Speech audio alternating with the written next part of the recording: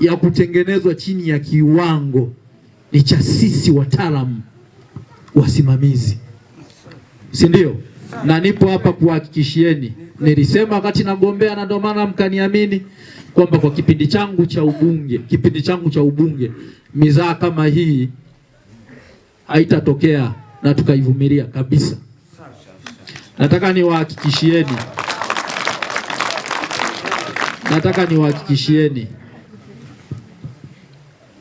hali imeonekana ya barabara, yani imeonekana. Hata inuka hapa mtaalamu atuambie, lakini hata sisi tusio wataalamu si tunaona kwa macho. Kwani hiyo inasubiri aje mtaalamu aone? Sababu tumeona sehemu zingine vifusi vimewekwa matope, si ndio? Meneja, uamke hapa ukiwa na majibu, tena ya majibu ya sio tuta. Yaani utuambie lini marekebisho ya hii barabara yanaanza, na haya ndio maagizo ya kwanza ya mbunge.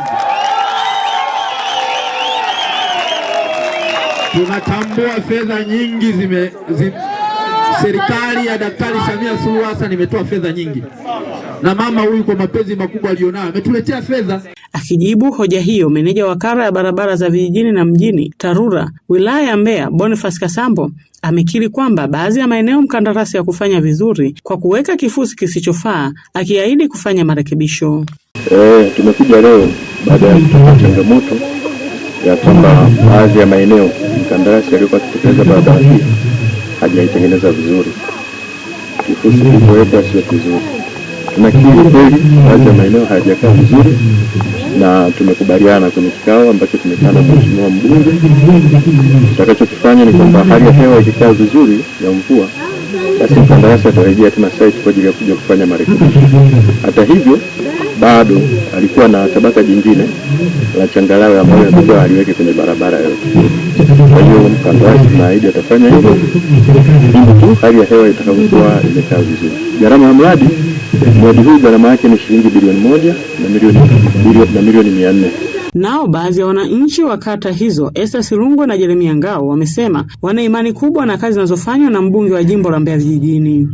Kwa hiyo matumaini yetu, tuna imani sana kwamba ataichapa kazi, kwa sababu yeye ni kijana, tena yeye ni mchapakazi kabisa, kwa sababu leo amekuja tayari mahali hapa kwa ajili ya kuchukua kero ya maendeleo makubwa.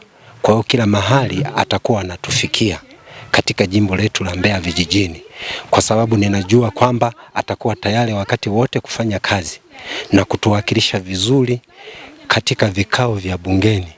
Maana mimi ninamtegemea sana na matumaini ni makubwa na imani ni kubwa kwake, kwa mbunge wetu wa wilaya ya Mbeya vijijini, ikiwa ni mara ya kwanza kumpata kijana ambaye ana umri mchache wa kuweza kutufikia sisi wananchi mahali popote pale panapohitajika kupata maendeleo. Kutoka mkoani Mbeya, Jacqueline Mwangama, Clouds Habari.